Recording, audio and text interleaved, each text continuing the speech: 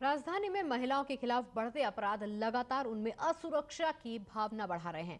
अपनी रक्षा के लिए अब महिलाएं खुद को ही सशक्त करने में लगी हुई हैं और यही कारण है कि अब महिलाएं भी घर से बाहर निकलने के समय अपने पास रख रही हैं एक हथियार। हथियार यानी पिस्टल या रिवॉल्वर, जो उन्हें सुरक्षा का एहसास दिलाने में काफी हद तक कामयाब हो रहा है। राजधानी में ऐसी महिलाओं की संख्या लगातार बढ़ रही है जिनके पास और कुछ चाहे हो ना हो, लेकिन घर से बाहर निकलते समय एक गन जरूर होती है। 45 साल की नलिनी अपने पति के साथ कंधे से कंधा मिलाकर लंबा चौड़ा एजुकेशन बिजनेस संभाल रही हैं। नलिनी का पेशा ही ऐसा है कि हर तरह के लोगों से मिलना जुलना पड़ता है।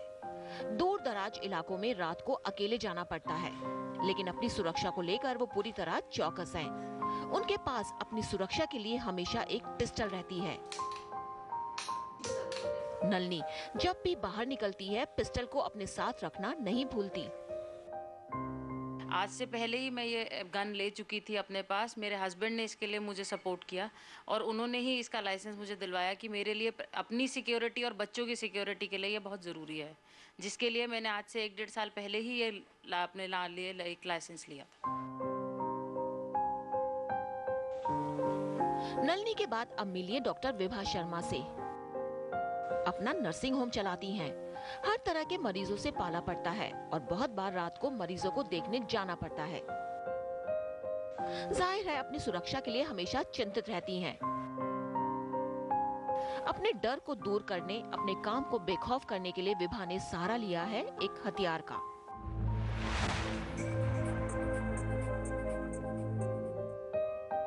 जी हाँ, लगभग 3 साल पहले विभा ने एक रिवॉल्वर खरीदा और बाकायदा हासिल किया लाइसेंस।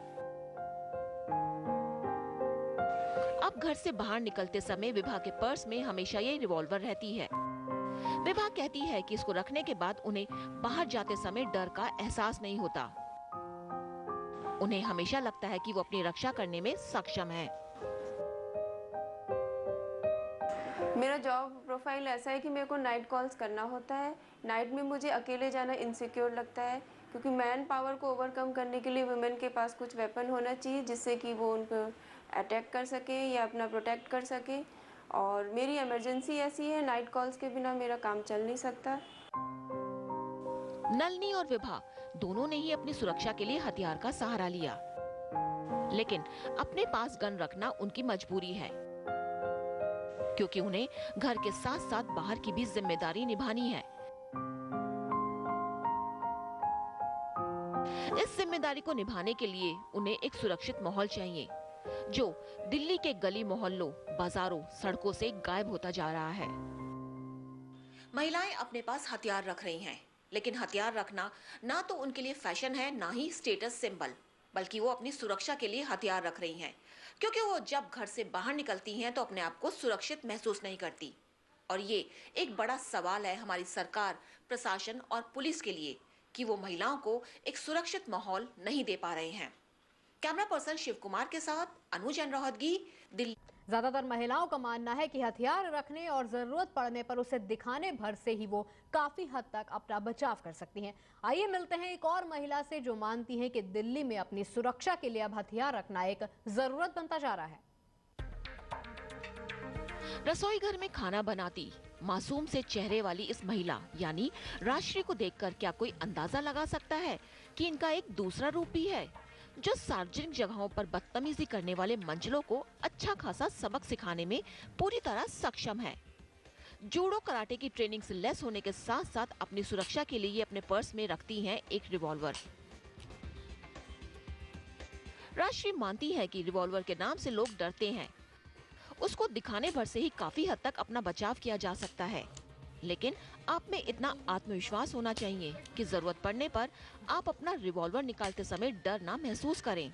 अगर मेरे पास गन है तो सबसे पहले ये नहीं कि आप गोली किसी के ऊपर चला देंगे, किसी को मार देंगे। कानून तो हम अपने हाथ में नहीं लेंगे, हम सब पढ़े लिखे लोग हैं, हमें मालूम है कि कानून हम अपने हाथ में नहीं ले सकते, लेकिन उसका इस्तेमाल बखूबी इस तरह से किया जा सकता है कि निकाला देखा, अगर जैसे ही कोई बंदूक से तो सबको डर लगता है, हम सब डरते हैं, तो जाहिर बात है कि अगर बंदूक हमारे पास है और अगर हम निकालते हैं अपने आप को अपनी सुरक्षा के लिए, तो वहाँ पे जो भी लोग हैं जो देखेंगे उनको डर लगेगा। गोली चलाना ही आखिरी ये नहीं है डराना। राजश्री रेडियो में काम करती हैं। पति की बहुत जल्दी मौत होने के कारण राजश्री घर और बाहर सारी जिम्मेदारियां खुद ही उठाती हैं। ऐसे में रिवॉल्वर रखने का मकसद अपनी सुरक्षा के साथ साथ अपने बच्चों की सुरक्षा करना भी है। रिवॉल्वर उन्हें एक तरह की सुरक्षा का एहसास दिलाता है। तो ये बहुत अच्छी बात राजश्री ने यहाँ बताई है कि जो गन रखना है उसका मकसद ये नहीं है कि आप कानून अपने हाथ में ले रहे हैं। उसका सबसे बड़ा मकसद जो है, जो राजश्री बता रही है, कि ये है कि डराना। अगर आप अपना पिस्तौल निकाल के बस दिखा ही देते हैं तो राजश्री का बिल्कुल मानना है कि जो एक डर पैदा होता है उससे ही ये बहुत हद तक अपना बचाव कर सकती है किसी भी परिस्थिति में। विशेषज्ञ भी मानते हैं कि महिलाओं को हथियार इस बात का एहसास देता है कि वो किसी भी परिस्थिति में अपना बचाव कर सकती हैं। उनमें बाहर निकलते समय ज्यादा आत्मविश्वास रहता है। उनको यही लगता है कि अगर कोई सिचुएशन अराइज होगी तो उस समय वो अपने आप को उस सिचुएशन में कंट्रोल ला पाएंगी। उनको लगता है कि ये सिचुएशन एकदम हाथ से बाहर नहीं हो जाएगी, मैं यहाँ पे कुछ कर पाऊंगी। एक लगता है कि मेरे हाथ में ही सब कुछ रह जाता है, मेरे को किसी और पे निर्भर नहीं होना पड़ेगा। राजधानी में कामकाजी महिलाओं की संख्या बहुत ज्यादा है और बहुत सी महिलाएं ऐसी हैं जिन्हें काम के सिलसिले में दिन रात कभी भी बाहर निकलना पड़ता है। हर तरह के लोगों से मिलना पड़ता है। ऐसे में उनके पर्स में रखा एक हथियार उनमें सुरक्षा की भावना पैदा करता है, उनका आत्मविश्वास बढ़ाता है। अनुजन रोहतगी, दिल्ली आज तक। लेकिन हथियार रखने से ज्यादा जरूरी है जरूरत पड़ने पर उसका सही इस्तेमाल करना और उसका मिसयूज होने से बचना। महिलाएं इसके लिए भी काफी चौकस हैं। बकायदा महीने 2 महीने में वो रिवॉल्वर चलाने का अभ्यास करती हैं, साथ ही वो अपने बच्चों को इससे दूर रखती हैं। लगभग 2 साल से नलिनी के पास ये पिस्टल है, लेकिन नलिनी इस बात से वाकिफ है कि इसे चलाने के लिए आत्मविश्वास के साथ साथ प्रैक्टिस की भी जरूरत होती है। उन्हें पता है यदि वो अपने हथियार से पूरी तरह वाकिफ नहीं होंगी, उसे चलाने की प्रैक्टिस नहीं करेंगी, तो जरूरत पड़ने पर उसका इस्तेमाल भी नहीं कर पाएंगी। यही वजह है कि वो रिवॉल्वर चलाने की प्रैक्टिस को पूरी अहमियत देती हैं।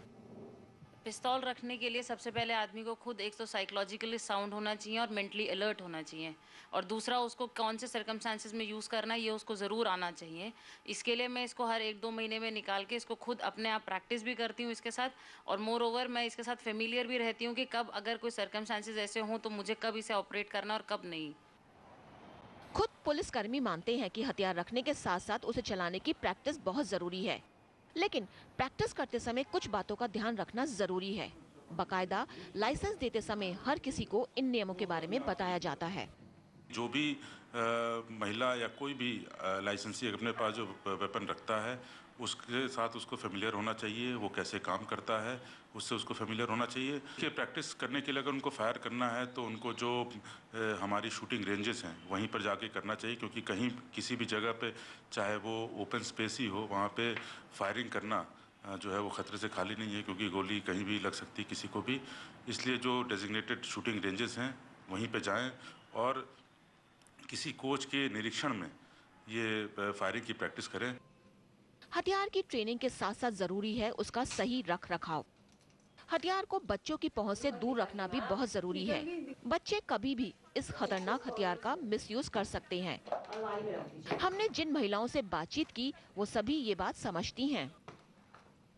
बच्चों को इस चीज़ों का पता ही नहीं होना चाहिए कि घर में ये चीज़ें कहाँ रखी हैं, चाहे आपके घर के किसी भी कोने में रखी हो। एक पक्का एक जगह प्रॉपर बना के हम लोग रखते हैं। बच्चों को इस बारे में कोई आइडिया नहीं होता है, बस उनको इतना पता होता है कि मदर के पास एक ऐसा वेपन है जो वो अपनी सेफ्टी के लिए रखती है। जाहिर है हथियार एक तरफ खतरों को कम करता है तो दूसरी तरफ नए खतरे पैदा भी करता है। अगर इसका इस्तेमाल सूझबूझ के साथ किया जाए तो ये मददगार साबित हो सकता है, लेकिन जरा सी असावधानी से कई मुसीबतें खड़ी हो सकती हैं। अपनी सुरक्षा के लिए हथियार रखना सिर्फ हथियार रखना नहीं बल्कि एक बहुत बड़ी जिम्मेदारी है, जिसको निभाने में अगर आपसे जरा सी भी चूक हो जाती है, लापरवाही हो जाती है, तो इस हथियार का मिसयूज हो सकता है। हथियार चलाने के लिए आपको मेंटली प्रिपेयर होना चाहिए, आपकी पूरी ट्रेनिंग होनी चाहिए और सिर्फ अपने सेल्फ डिफेंस के लिए ही इसका इस्तेमाल होना चाहिए।